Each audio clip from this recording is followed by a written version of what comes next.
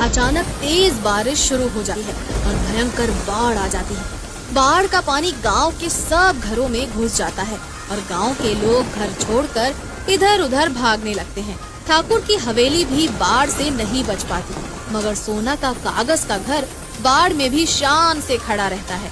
वो बाढ़ के पानी पर तैरने वाला जादुई घर बन जाता है। ये कहानी है कागज के खिलौने बनाकर बेचने वाली गरीब सोना की।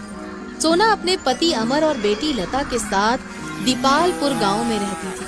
वो रंग बिरंगे कागज से तरह तरह के खिलौने बनाकर गांव के बाजार में बेचती थी। लो भाई, आ गई सोना, कागज के खिलौने वाली सोना। कागज की नैया, कागज का सिपहिया, कागज का घर, कागज के फूल, जो अच्छा लगे खरीद लो। ए सोना, ये कागज का फिरकी और नैया कितने का दिया बहन? ना कम ना ज्यादा, सब मिलके 50-50 रुपया। कहो तो दूं? हाँ, ये दे दो। सोना कागज के ऐसे सुंदर खिलौने बनाती थी कि देखने वालों की नजर उन पर से हटने का नाम ही नहीं लेती थी और इसीलिए उसके खिलौने हाथों हाथ बिक जाते थे।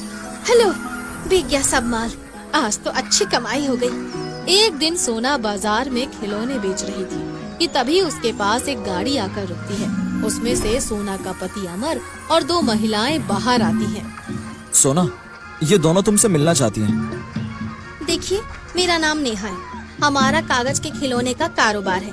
हमने सुना है कि आपके गांव में कई महिलाएं कागज के खिलौने बनाती हैं, इसीलिए हम आपके गांव में कागज के खिलौने बनाने की एक छोटी सी प्रतियोगिता रखने जा रही हैं। उस प्रतियोगिता में जो महिला प्रथम आएगी उसे हमारी तरफ से 1 लाख का इनाम मिलेगा और उसके बनाए सब खिलौने हम खरीदेंगे भी। ये सुनकर सोना बहुत खुश होती है और उन महिलाओं से कहती है, पर इससे आमदनी कितना होगी मेम साहब? पूरा महीना खिलौने बनाओगी तो समझो लाख भर की कमाई हो जाएगी आपकी। सोना के बगल में ही छन्नो नाम की एक अन्य महिला भी कागज के खिलौने बनाकर बेचती थी। लाख रुपए की बात कान में घुसते ही छन्नो का चेहरा खिल उठता है। लाख रुपया की कमाई तो अब छन्नो का ही होएगा। आखिर हमरा बलम किस दिन काम आवेगा रे?